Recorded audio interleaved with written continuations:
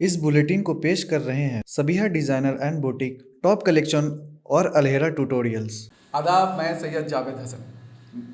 मेरे पीछे आप जिस शख्स की तस्वीर देख रहे हैं वो शेर शाह सूरी की है। शेर शाह ने 1540 ईस्वी से लेकर 1545 ईस्वी तक भारत पर शासन किया था। कहते हैं उस दौर के इतिहास में शेर शाह का कोई सानी नहीं था। मुग़लों के दांत खट्टे करने वाले और अपनी जनता के लिए खुशहाली लाने वाले इस बादशाह की अनेक धरोहरें बिहार के सासाराम में हैं, लेकिन अधिकांश असुरक्षित और उपेक्षित हैं। उन्हीं में से एक सोन नदी पर 4 किलोमीटर लंबा पत्थर का कॉजवे यानी सेतु मार्ग है। वर्तमान समय में ये रोहतास ज़िले के डिहरी और औरंगाबाद ज़िले के बारून के बीच स्थित है। ये सेतु मार्ग शेर शाह के मशहूर ग्रैंड ट्रंक रोड का हिस्सा था। इस कॉजवे की खोज आर्कियोलॉजिकल सर्वे ऑफ इंडिया ने 2016 में की थी। अभी हाल ही में अंग्रेजी अखबार द टेलीग्राफ ने ऐतिहासिक महत्व के इस कॉजवे की दुर्दशा पर एक रिपोर्ट पब्लिश की है। इस रिपोर्ट के अनुसार बालू माफिया इस सेतु मार्ग का इस्तेमाल सोन नदी से अवैध बालू खुदाई और उसकी ढुलाई के लिए कर रहे हैं। इसकी वजह से इस कॉजवे के कई हिस्सों को काफ़ी नुकसान पहुंचा है। बालू ढोने वाली गाड़ियों की वजह से इसके कई हिस्से क्षतिग्रस्त हो गए हैं। पत्थरों के बड़े बड़े स्लैब अपनी जगह से गायब हैं। हैरत की बात है कि यह सब तब हो रहा है जब मुख्यमंत्री नीतीश कुमार आर्कियोलॉजिकल साइट्स का लगातार दौरा कर रहे हैं और अपने अधिकारियों को उनके संरक्षण का निर्देश दे रहे हैं, लेकिन उन्होंने 500 साल पहले निर्मित इस बदहाल कॉजवे का दौरा करने की अब तक जहमत गवारा नहीं की है। ऐसे में अपनी नागरिक जिम्मेदारियों को महसूस करते हुए बिहार लोक संवाद .net के समी अहमद ने सासाराम की 2 शख्सियतों से इस कॉजवे के इतिहास, महत्व और इसके संरक्षण पर तफसील से बातचीत की। इनमें से एक मेहमान डॉक्टर श्याम सुंदर तिवारी हैं, जो सासाराम के इतिहास और इसकी धरोहरों के विशेषज्ञ हैं। हमारे दूसरे मेहमान हैं वरिष्ठ पत्रकार अमरेंद्र किशोर। वे पर्यावरण और धरोहरों पर विशेष नज़र रखते हैं। आइए देखते हैं उनके इंटरव्यू का पूरा हिस्सा। हमारे साथ जुड़े हैं अमरेंद्र किशोर, हमारे साथी भी रहे हैं, वरिष्ठ पत्रकार हैं, डेवलपमेंटल फाइल्स के एडिटर हैं और विकास और पर्यावरण पर बहुत अच्छा लिखते रहे हैं, बराबर लिखते रहे हैं। और दूसरी बात कि ये लगभग पूरे भारत में घूम चुके हैं, थोड़ा सा बांग्लादेश भी इन्होंने घूमा है। उनके साथ हैं श्याम सुंदर तिवारी जी। इन्होंने भी सासाराम की जो ऐतिहासिक धरोहर है उस पर काफी अच्छा काम किया है, इनका एक नाम है। और मेरे लिए खुशकिस्मती की बात यह है कि दोनों हमारे भाई जो हैं वो दोनों सासाराम के ही हैं। तो आप दोनों का बहुत ही स्वागत है बिहार लोक संवाद .net के लिए। इसके जरिए हम अपने दर्शकों को ये बताने की कोशिश करेंगे कि शेरशाह की अहमियत क्या है, शेरशाह के मकबरा की क्या अहमियत है। तो हम शुरू करना चाहते हैं श्याम सुंदर तिवारी जी से कि दरअसल ये रिपोर्ट जो आई है टेलीग्राफ में, ये क्या मामला है, ये जो अखबार में खबर छपी है, ये क्या मामला है, जरा इसको जी आप बताते हैं। जी, देखिए, ये जो कॉजवे है, ये सोन नद को पार करने के लिए जो ये जीटी रोड था, तो सोन नद को पार करने के लिए शेर शाह के समय बना था। इस पर काम किया डॉक्टर शंकर शर्मा ने, जो पुरातत्व विभाग में हैं। उस समय 2016 में तत्कालीन भारतीय पुरातत्व सर्वेक्षण के जो महानिदेशक थे डॉक्टर राकेश तिवारी जी, वो भी आए थे और उस पर रिसर्च हुआ और उसमें जो मटेरियल लगा था उसके आधार पर यह निर्णय किया गया कि यह जो है मध्यकाल का बना हुआ है, शेर शाह के समय का बना हुआ है। आपसे बतला दें कि 1954 तक, स्वतंत्रता की प्राप्ति तक, जब तक जीटी रोड पर पुल नहीं बना था, उसके पहले तक आवागमन का एकमात्र साधन सोन नद को पार करने के लिए वही था। उसके इस पार आप देखिएगा डिहरी में, तो जीटी रोड के किनारे पड़ाव मैदान है। बरसात के समय क्या होता था कि जब गाड़ियां चलती थीं, लश्कर चलते थे या फिर इक्के चलते थे, तो लोग अगर पार नहीं कर पाते थे तो पड़ाव मैदान में अपना पड़ाव डालते थे और जब पानी कम होता था तो फिर कॉजवे से वो निकल जाते थे। नया पुल बाद में बना, स्वतंत्रता प्राप्ति के बाद बना। हालांकि रेलवे जो पुल था वो अंग्रेजों के समय का बना हुआ है डिहरी का, लेकिन ये पुल जो अभी वर्तमान में है और अब तो नया पुल बन गया है, ये स्वतंत्रता प्राप्ति के बाद का है। तो इस कारण आवागमन का मार्ग था और जो रिसर्च हुआ, जीटी रोड पर सोन नद को पार करने के लिए एकमात्र साधन था और उसका निर्माण शेरशाह के समय हुआ है। लेकिन इतनी बड़ी धरोहर, आज दुर्भाग्य है कि बालू माफिया के द्वारा उसका जरा भी ध्यान नहीं है और सरकार भी उस पर सोच नहीं रही है, क्योंकि जो पुराना जीटी रोड था, डिहरी शहर के बीच से होकर के जाता था और कॉजवे से होकर के वो बाहर निकल जाता था। उससे लगभग आधे किलोमीटर उत्तर में नया पुल बना। इसके बाद क्या हुआ कि बीच में अब्दुल कयूम अंसारी नगर भवन, डिहरी नगर जो परिषद है, उसके द्वारा वो बनवा दिया गया और ठीक जो जीटी रोड था, ठीक उसके ऊपर निर्माण कर दिया गया। इसके कारण लोगों का ध्यान उस पर से बिल्कुल हट गया और परिणाम हुआ कि इस पार तो चूंकि डिहरी है, डिहरी के किनारे पानी भी रहता है, तो इधर उतनी दिक्कत नहीं है, कॉजवे बिल्कुल सुरक्षित है। लेकिन बारून के तरफ से जहां पर कि पानी कम रहता है और बालू वहां से जो है बालू बहुत अधिक है, तो वहां पर जो बालू माफिया के द्वारा ट्रक लगा करके उसके आसपास जो है बहुत नुकसान किया गया है। हाल के दिनों में हमने देखा कि चूंकि कॉजवे की ऊंचाई लगभग अभी भी 5-6 फीट ऊंची है बालू से, तो उस कारण से उसको पार करने के लिए जगह जगह कॉजवे को तोड़ दिया गया है। तो ये बड़ा नुकसान हो रहा है, इस पर सरकार को भी ध्यान देना है और दोनों तरफ के प्रशासन को भी ध्यान देना होगा, तब ये इतनी बड़ी धरोहर बच पाएगी। अमजद भाई, लगता है ये 2 जिलों का मामला है। क्या आपको लगता है कि दोनों जिलों के अधिकारी इस पर उतना ध्यान दे रहे हैं या कुछ ध्यान भी दे भी रहे हैं या नहीं दे रहे हैं?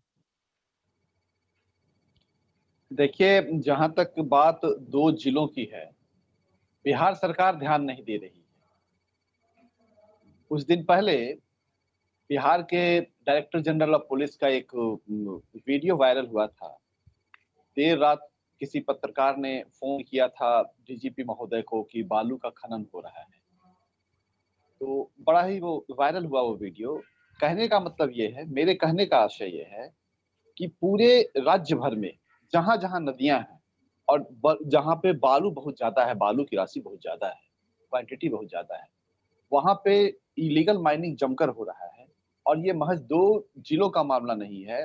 समी भाई, मैं आपको बताता हूँ, भारत के किसी भी इलाके में आप चले जाइए, चाहे वो तमिलनाडु हो, चाहे वो असम हो या अरुणाचल प्रदेश हो, यूपी की तो बात ही छोड़िए, बिहार की बात छोड़िए, हर जगह बालू का खनन धड़ल्ले से किया जा रहा है और इस पर कोई रोक टोक नहीं।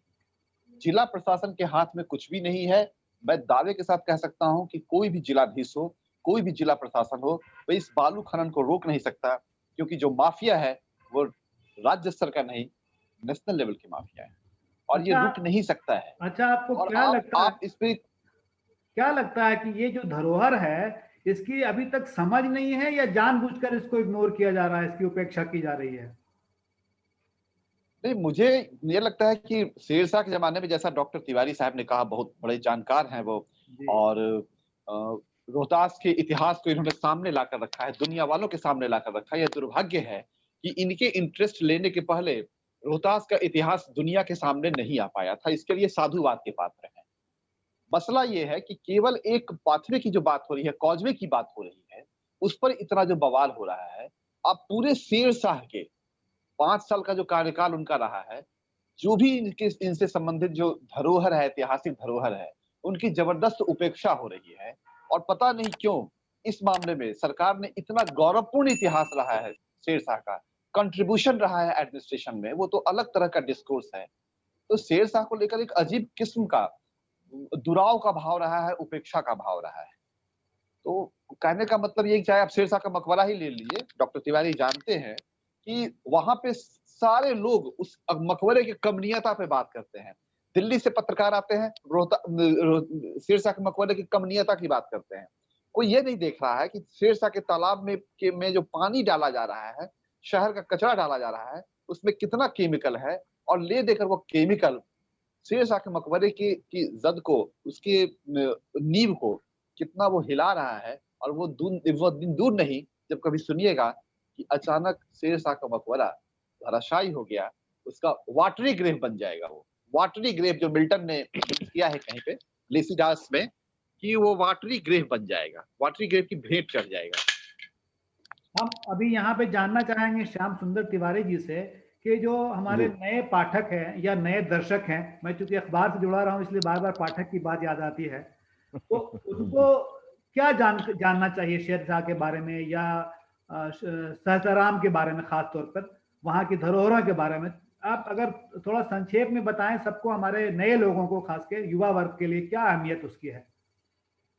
देखिए, भारतीय इतिहास में, मध्यकालीन इतिहास में शेर शाह जैसा बेजोड़ शासक कोई हुआ नहीं। 5 साल के बेशक। शासन काल में इतना बड़ा काम कर देना, उनकी जो धरोहरें हैं केवल उन्हीं को देख लिया जाए। आज चूंकि हम इतने प्रगति पर हैं, उसके बावजूद भी कोई काम जो है 6-6 साल, 7-7 साल लग जाता है। छोटा सा काम, भवन बनता है, 4-5 साल लग जाते हैं। इतने बड़े भवन जो उस समय बने हैं, वो बहुत बड़ी बात है। और सड़कों का निर्माण, सरायों का निर्माण, पुल पुलियों का निर्माण, ये साधारण कार्य नहीं हुआ था 5 साल के दौरान। और कानूनगों ने तो ये भी कहा कि शेर शाह ने अगर नींव नहीं दी होती तो शायद अकबर आज महान नहीं कहलाते। नींव उन्हीं का डाला हुआ था। रही बात सासाराम के धरोहरों की, तो वास्तव में धरोहरों की इतनी उपेक्षा हो रही है सासाराम की। अगर शायद ये दूसरे राज्य में होते तो आज इनकी स्थिति बहुत अच्छी होती। थोड़ा सा ध्यान भारतीय पुरातत्व विभाग का केवल और केवल, जैसा अमरेंद्र भाई ने कहा, क्योंकि बहुत बड़े पत्रकार हैं, खोजी पत्रकार हैं और पूरे देश दुनिया में घूमते हैं, और चूंकि सासाराम उनका शहर है तो बराबर आते हैं। लेकिन यहाँ इस पर कई बार उन्होंने उठाया भी है, इस मुद्दे को उठाया है। फिर भी थोड़ा सा पुरातत्व विभाग का ध्यान केवल और केवल शेर शाह के मकबरे पर है। लेकिन ये चूंकि जो धरोहर है सहस्राम में, उनकी जो धरोहरें हैं, इसको सूरी वंश की धरोहरें या सूरी वंश का नगर कहा जाता है। हसन खां सूर के भवन से लेकर, उनके किले से लेकर के और अदली शाह के मकबरे तक सब कुछ यहाँ पर है। क्योंकि भले ही दिल्ली पर इनका शासन रहा इस परिवार का, लेकिन वो सारे लोग अपनी धरोहरों का निर्माण इस सहस्राम में कराया। अब रही बात कि हसन खां सूर ने, जो शेर शाह के पिता थे, जब 1498 ईस्वी में यहाँ पर आए, उनको जागीर मिली, जमाल खां द्वारा दी गई सहस्राम की जागीर, तो उन्होंने सबसे पहले अपना एक महल बनवाना शुरू किया, जो आज बिल्कुल शहर के बीचों बीच है। और आप जाइएगा, आज सब्जी बाजार बना हुआ है, इतना कचड़े से पटा हुआ है, वहां पर्यटक जाते नहीं हैं। बिहार पुरातत्व सर्वेक्षण विभाग के अधीन था। कुछ दिनों पहले आज ही जा करके केस उस पर हुआ था, छोड़ दिया है बिहार पुरातत्व विभाग ने। तो इस तरह से वह पूर्ण उपेक्षित हो गया, उसकी धरोहरें टूट रही हैं, लोग उसकी ईंटों को उखाड़ कर, उसके पटिये को उखाड़ करके ले जा रहे हैं, जबकि अभी भी वो 3 मंजिला बिल्कुल खड़ा है। अभी भी उसको बचा लिया जाए तो बहुत बड़ी धरोहर है। अभी भी उस काल की जो नक्काशी है, चित्रकारी है, उस पर देखने को मिलती है। ये हसन खां सूर के द्वारा बनवाया गया था। बहुत बड़ा हॉल है और उस पर गुंबद है, ऊपर जाने के लिए सीढ़ियां हैं। आज वो ध्वस्त हो रहा है, सब्जी बाजार के रूप में है वो। तो सबसे बड़ा तो तकलीफ इसका है कि कुछ दिनों में उसका नामो निशान मिट जाएगा। अब उसके बाद शेर शाह ने हसन खां सूरी, अपने पिता का जो है मकबरा बनवाना शुरू किया। वह मकबरा भी भारतीय पुरातत्व सर्वेक्षण विभाग के अधीन है, लेकिन चूंकि वो शहर के बीचों बीच है, वहां पर जितना ध्यान होना चाहिए पुरातत्व विभाग का वह नहीं है। आप देखिएगा कि गार्ड तो जरूर है वहां, लेकिन लोग एक सिंगल गार्ड के सहारे वो नहीं चल सकता है। लोग दबाव बनाते हैं और दबाव बना करके घुस जाते हैं भीतर में, और जगह जगह वहां पर जुआ, ताश, ये सारी चीजें होती हैं। कई बार हमने तो देखा है कि शराब की बोतलें वहां पर फेंकी हुई हैं। तो उसको भी बचाने की जरूरत है। हालांकि उस पर घेरा जगह जगह बनाया गया है और एक ही दरवाजा है जाने के लिए, फिर भी वो एक गार्ड के सहारे उसकी सुरक्षा संभव नहीं है। उस पर और गार्ड की बहुत आवश्यकता शुक्रिया है। तिवारी साहब। अब मैं अमरेंद्र जी से ये जानना चाहूंगा और उसके बाद मैं आऊंगा सौंदर्यीकरण पर। अमरेंद्र भाई, आपका शहर है और आपका प्रशासनिक हलके में भी अच्छी पकड़ आपकी है। आपको क्या लगता है कि ये किस स्तर से ये चूक हो रही है या ये इसे नजरअंदाज किया जा रहा है? इतनी महत्वपूर्ण धरोहरें हैं और उसकी कोई देखभाल नहीं, बल्कि उसकी उपेक्षा इस कदर है कि लोग कचरा जमा कर रहे हैं वहां पे। आपको अपने शहर का होने के नाते कैसा लगता है, क्या एहसास है आपको? सभी भाई देखिए, शेर शाह के मकबरे के साथ जितनी बड़ी सांस्कृतिक और ऐतिहासिक बदतमीजी हुई है, उसका कोई जवाब नहीं है। अपने आप में एक नमूना है, एक नजीर है। मामला सांप्रदायिक हो जाएगा, लेकिन कहने में कोई गुरेज नहीं है। शेर शाह का मकबरा पे आप देखिए, दक्षिण और पूरब के कोने पे एक शिव मंदिर का निर्माण किया गया है। वो एक अलग तरीके का, वो सासाराम का जो मिजाज है, उसके बिल्कुल विपरीत है। आप कहीं भी नहीं देखेंगे कि जो ऐतिहासिक इमारतों का जो दायरा है, उसके अंदर, उसके परिसर में कहीं कोई मंदिर का निर्माण आजादी के बाद किया गया हो। पहले किया गया है, ऐतिहासिक तौर पे वो ऐतिहासिक सच है, इतिहास का एक हिस्सा है। लेकिन आजादी के बाद उस तरह का निर्माण किया गया, वो भी जिला प्रशासन के सहयोग से, ये बड़े ही शर्म की बात है। और मैं आपको ये भी बता दूं कि जिस तरीके से लोगों की अपनी जागरूकता नहीं रही है, इस वजह से शेर शाह का मकबरा यूनेस्को के संरक्षण की सूची में नहीं आ पा रहा है। उसकी जो शर्तें हैं, वो पूरी नहीं हो पा रही हैं। प्रशासन की अपनी अलग लापरवाही है, जनता की एक अलग, आम जनता की एक अलग बेरुखी है। डॉक्टर तिवारी जी इस बात से सहमत होंगे कि कभी शेर शाह के मकबरे के तालाब के पानी से पूरे शहर का दाल पका करता था, रसोई में वहीं का पानी प्रयोग में, उपयोग में लाया जाता था। लेकिन अब हालत यह है कि शेर शाह के मकबरे के किनारे-किनारे आप सैर भी नहीं कर सकते हैं, तालाब से इतनी बदबू आती है। लगातार 5 साल का मैंने जो रेवेन्यू कलेक्शन का मैंने आरटीआई डालकर जो पता किया, कोई भी साल ऐसा नहीं है जहाँ पे 80 से 85 लाख रुपए से कम की आमदनी, फुटफॉल्स जो टूरिस्ट का वहां पे हुआ, उससे 80 से 85 लाख रुपए की आमदनी हुई है। लेकिन कुछ लोगों के भरोसे, कुछ सुरक्षा गार्ड, तिवारी जी ने कहा एक एक दो लोग ही हैं वहां पे जो सुरक्षा करते हैं।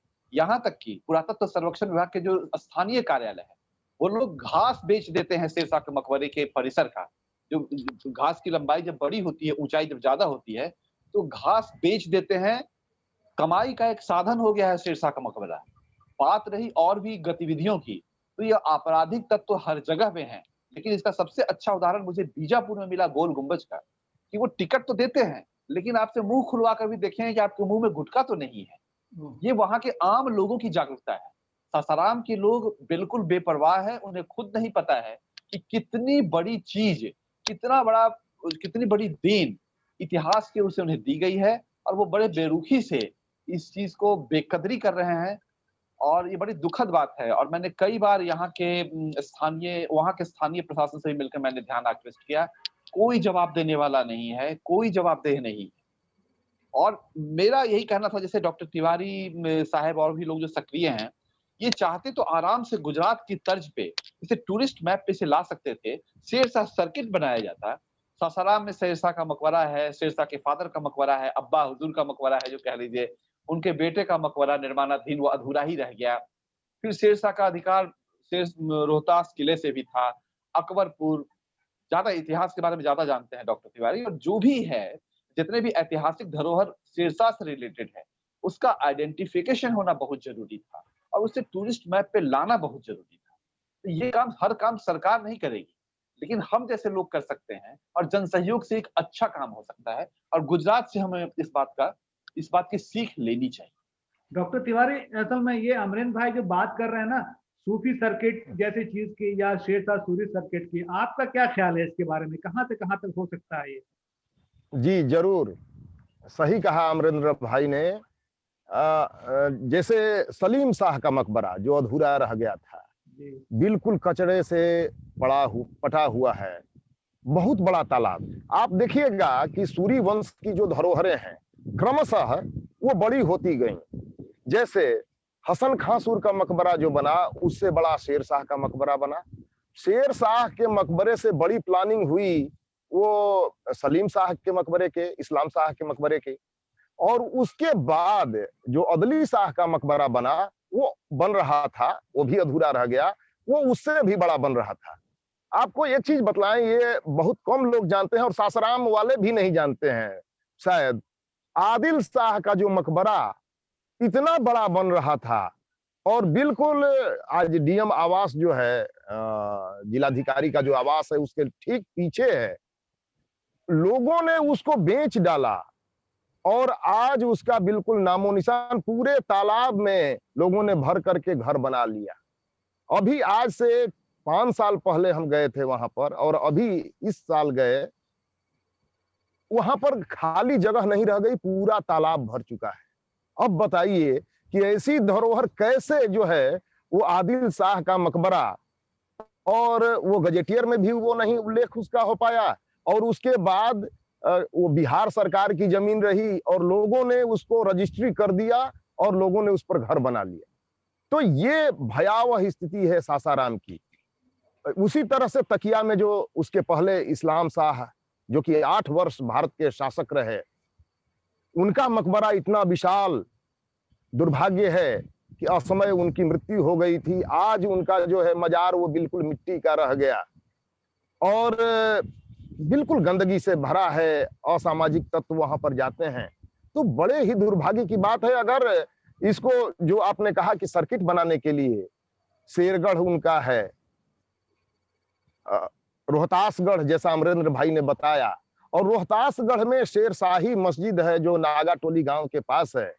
आपसे बतला दें कि उस पर मोटे मोटे बरगद के पेड़ जम चुके हैं और उसमें इतना खूबसूरत है, कहा जाए कि लोधी और सरकी काल और सूरी काल की जो इमारतें हैं, उसमें उसका इतिहास में नाम है शेरशाही मस्जिद का, बहुत खूबसूरत है। लेकिन आज वह ध्वस्त होने के कगार पर है। भारतीय पुरातत्व संरक्षण विभाग का कुछ दिनों पूर्व तक बोर्ड टंगा हुआ था, यह भारतीय पुरातत्व संरक्षण विभाग के अधीन इमारत है। आज जब हमने पता किया कुछ दिन पहले, तो पता चला कि उस पर से भारतीय पुरातत्व संरक्षण विभाग अपना अधिकार उठा लिया है। बोर्ड लगा हुआ है, बोर्ड पर जंग लग चुका है। तो इस तरह से भारत सरकार ही लापरवाह है जो उसके अधीन इमारतें हैं, जो बिहार सरकार लापरवाह है जो उसके अधीन इमारतें हैं। वो जहां देखते हैं कि उनका एक गार्ड से काम नहीं चलेगा, उस पर से अपना अधिकार हटा लेते हैं और उसको इसी तरह से ध्वस्त होने के लिए छोड़ देते हैं। तो ये तो हाल है। मैं कैसे इंटरफेयर आप करूंगा सर्किट बनाइएगा? डॉक्टर तिवारी जी, जी जी मैं अमृत जी। बीच में सनी साहब, मैं अनुमति लेकर के मैं एक डॉक्टर तिवारी जी की बात पे मैं कहूंगा। डॉक्टर तिवारी जी, नागाटोली में जो आप बात कर रहे हैं, जिस मस्जिद की बात कर रहे हैं, जिसके बारे में अभी आपने हाल में ही सोशल मीडिया पे ये बात उठाई थी, वो जी तो जी, नागाटोली विद्यालय, आदिवासी विद्यालय के ठीक बगल में है वो मकबरा। बगल में है। वो तो जी बिल्कुल अभी हाँ जमींदोज होने की स्थिति में है। जी जी बभनगांवा जो गांव है, जी, बभन तालाब, सॉरी, बभन तालाब। बभन जी तालाब के पास एक हाँ, बभन तालाब के पास एक मकबरा है। जी बिल्कुल वो कहिए कि प्रोटोटाइप शेरशाह का मकबरा है, बिल्कुल जी, उसी के चौकोर है, है। वो उसके बारे में अष्टपहलदार बताइए। नहीं है। जी, वह मकबरा जो है है ना? अकबर कालीन है। जी, वह मकबरा जी अकबर कालीन है। और शेर शाह ने जब आक्रमण किया था, या उसको कहिए चालाकी से जीत लिया था रोहतासगढ़ को, तो जिस रास्ते से होकर के गए थे उस रास्ते के बीच में वो पड़ता है। वो गाजी मैदान कहलाता है, वहीं पर गाजी दरवाजा है जिससे होकर के शेर शाह रोहतास किले में पहुंचे थे। और सूरी वंश के पतन के बाद जब वहां पर अधिकार हुआ अकबर का, तो हफ्स खां उस समय रोहतास के अधिकारी हुए और हफ्स खां ने अपना मकबरा भी बनवाया, मदरसा भी बनवाया और साथ साथ वहां पर मस्जिद भी बनवाई। वो हफ्स खां की मस्जिद कही जाती है, हफ्स खां का मकबरा कहा जाता है और हफ्स खां का मदरसा कहा जाता है। और उसके अतिरिक्त वहां पर एक साकी सुल्तान थे, उसी समय वहां के रक्षक हुआ करते थे, उनका भी मकबरा बना हुआ है। लेकिन वो पूरा गाजी मैदान, गाजी दरवाजा, वो भी असुरक्षित है क्योंकि बगल में बभन तालाब गांव है और बभन तालाब गांव के बहुत सारे लोग उसमें गोबर रखते हैं, उसमें समझ लीजिए कि गोईठा रखते हैं, उपला रखते हैं। तो इस तरह से बहुत खराब स्थिति है उनकी। अमरेंद्र भाई, अभी बात सरकार की जिम्मेदारी की हो रही थी। मैंने हाल ही में देखा कि हमारे मुख्यमंत्री नीतीश कुमार ने राजगीर में एक शीशे के पुल का उन्होंने अभी जायजा लिया और काफी नाम हुआ कि बिहार सरकार तो काफी मेहनत कर रही है पर्यटन को बढ़ावा देने पर। आपको क्या लगता है, राजगीर से कम संभावनाएं हैं या कुछ बेहतर संभावनाएं हैं सासाराम में भी पर्यटन की दृष्टि से? समय भाई, आपने मेरे मुंह की बात ले ली। देवकी नंदन खत्री की एक किताब है, रोहतास मठ की चर्चा है उसमें। जी उसमें इतना खूबसूरत जिक्र है कैमूर के बारे में कि कैमूर में इतने सारे झरने थे और आपको प्राकृतिक संपदा थी, जिसे बाद में धीरे धीरे करके लूट लिया गया। अभी भी कैमूर में नहीं रहते हुए बहुत कुछ है। तो राजगीर तो उसके पासंग में भी नहीं है, कैमूर के पासंग में नहीं है, सासाराम के पासंग में नहीं है। जो हमारे सासाराम के अगल बगल की जो आपको ऐतिहासिक धरोहर है, जहाँ पे आरामगाह है, ये तो बात दूसरी चली जाएगी, उसके लिए कम से कम 2-3 घंटा तिवारी से लेना पड़ेगा जी आपको। जी जी। सासाराम के उस शहर के पहाड़ की तरफ जो आरामगाह सब है, वो देखने लायक है। राजगीर कुछ भी नहीं है। कैमूर हिल्स की गुफाओं में जो भित्ति चित्र है, जो पत्थरों पे जो भित्ति चित्र है, वो प्रागैतिहासिक मानव की सक्रियता को दर्शाता है। ऐसा कुछ भी राजगीर में नहीं है। पता नहीं क्यों ऐसा क्यों हो सका है। हालांकि सासाराम और रोहतास की धरती ने राजनीतिक नेतृत्व राजगीर से, नालंदा से कहीं बड़ा दिया है। यह सौभाग्य की बात है, ये महज संयोग है कि राजगीर नालंदा से नीतीश कुमार संबंध रखते हैं, इसलिए उन्होंने उस इलाके को चमकाया और दिखाया। सासाराम से लगातार कई सालों तक 1984 तक बाबू जगजीवन राम का प्रतिनिधित्व रहा, उनकी बिटिया का प्रतिनिधित्व रहा। लेकिन दुर्भाग्य की बात है कि उन लोगों ने इतिहास की ओर नहीं दिखाया, कुछ भी ध्यान नहीं दिया।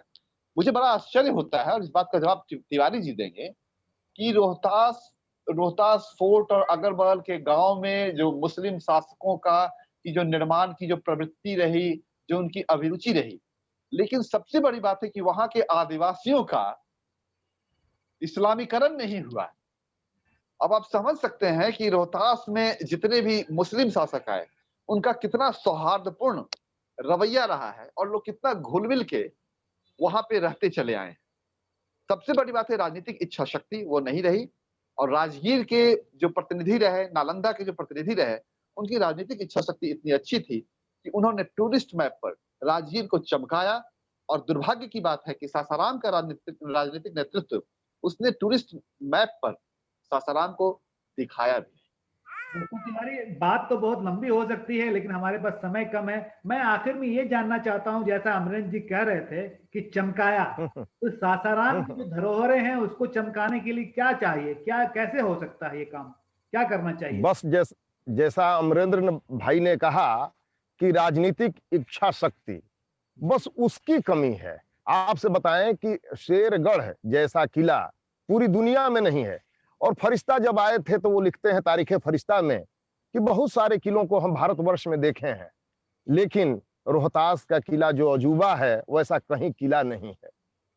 तो अकबर के समय तक वैसा भारतवर्ष में कोई किला नहीं था।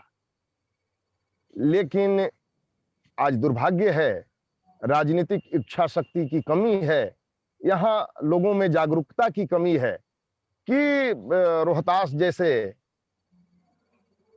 किले का विकास नहीं हो पाया। शेरगढ़ को तो न तो बिहार पुरातत्व विभाग और न ही भारतीय पुरातत्व सर्वेक्षण विभाग, ये कोई नहीं ले पाया है। हाल के दिनों में यहाँ जो अभी डीएफओ आए हैं, प्रद्युम्न गौरव, उन्होंने कुछ काम किया है। और अभी हम गए थे शेरगढ़, उन्होंने वहां सफाई करा दी है। ऊपर जो पेड़ उग आए थे, जो भूमिगत कमरे हैं जो ध्वस्त होने के कगार पर थे, उन्होंने वहां से वृक्षों को हटाने का काम किया है, पौधों को हटाने का काम किया है। उससे लग रहा है कि कुछ काम होगा, बढ़ेगा और शायद शेरगढ़ बच जाए। रोहतासगढ़ में बहुत अमरेंद्र भाई, आपसे ये जानना चाहेंगे कि ये जो काम है ये बहुत मामूली काम नहीं, बड़ा काम है। इसके लिए सरकार को तो सहयोग करना चाहिए, लेकिन क्या आम लोगों की कोई दिलचस्पी होनी चाहिए, कोई ऐसा संगठन होना चाहिए जो सरकार को इसके लिए मजबूर करे कि वो इस तरफ भी ध्यान दे? ये धरोहर भी भारत की ही है। देखिए, जहां तक मैंने भारत के जितने भी पर्यावरण से रिलेटेड मैंने जो आंदोलन देखे हैं, जी उसमें जन पहल रही है, जो कहना चाहिए कि पब्लिक पहले इनिशिएटिव रहा है। जी जी तो ये जनता की पहलकदमी बहुत जरूरी है। जब हम आगे आएंगे तो सरकार पर हम भरोसा क्यों करें? जब हम आगे आएंगे, डॉक्टर तिवारी जैसे लोग आएंगे, स्थानीय लोग आएंगे, हमारे जैसे मेरे जैसे लोग आएंगे, तो सरकार हमारे पीछे पीछे आएगी। सही बात। सासाराम में और रोहतास में इतना फंड है व्यक्तिगत तौर से कि क्राउड फंडिंग हो जाए, हम अपनी धरोहर को बचा सकते हैं। सरकार के भरोसे रहिएगा तो कुछ भी नहीं होगा। सरकार क्या क्या करेगी? इसलिए है क्या कि पब्लिक इनिशिएटिव बहुत जरूरी चीज है, और इससे हम निश्चित तौर से अपनी इन तमाम खूबसूरत धरोहर को बचा सकते हैं। इसके अलावा सरकार से उम्मीद करके कोई फंड आए तो पूरी जो नौकरशाही और इससे जुड़े हुए लोग, संरक्षण से जुड़े हुए लोग हैं, ये फंड जीवी लोग हैं। ये फंड खाएंगे, दिखाएंगे और चलते बनेंगे, 3 साल के बाद इनका ट्रांसफर हो जाएगा। लेकिन हम तो वहां के रहने वाले हैं। हमारी तो वो जन्मभूमि है, कर्म भूमि है, और हम चाहेंगे कि उस मिट्टी में ही हम दफन हो, उस मिट्टी में हमारे राख का कतरा कतरा घुल जाए, मिल जाए, फिजाओं में हम घुल जाएं। तो इसके लिए हमें खुद आगे आना होगा। प्रशासन की क्या इमोशनल क्या है, रिलेशन तो कुछ भी नहीं है। इमोशनल तो मेरा है अपना, हमारा अपना है सासाराम से। तो इस सही पर बात। काम हो सकता है, और इंटेलेक्चुअल लेवल पर कोई काम हो तो बेहतर होगा। आप दोनों से बातचीत करके बहुत अच्छी जानकारी मिली। उम्मीद है कि हमारे दर्शक इसे पसंद करेंगे। अंत में मैं सिर्फ दोनों आदमी से चाहूंगा कि अब नया साल आ रहा है, तो आप नए साल में हमारे जो दो पर्यटक होते हैं हमारे शहर के, हमारे राज्य के और देश के, उनको क्या संदेश दें? तिवारी साहब पहले आप बताएं, उनके लिए जी, क्या संदेश है नए साल पर? पहले तो आने वाले नए साल की शुभकामना हम दे दें दर्शकों को, जो लोग देख रहे हैं, जी जी जी। और ये कहना चाहेंगे कि अपनी धरोहरों को पहचानिए, अपनी धरोहरों तक पहुंचिए और सुरक्षित रखने का प्रयास कीजिए कि कैसे हमारी धरोहर जो है सुरक्षित रह पाएगी। कुछ लोग होते हैं जो जा करके पेन से या किसी लोहे से उस पर चिन्ह खांच देते हैं, कुछ लिख देते हैं, अपना नाम लिख देते हैं। जो भी ऐसा करे उसको टोकिए, रोकिए।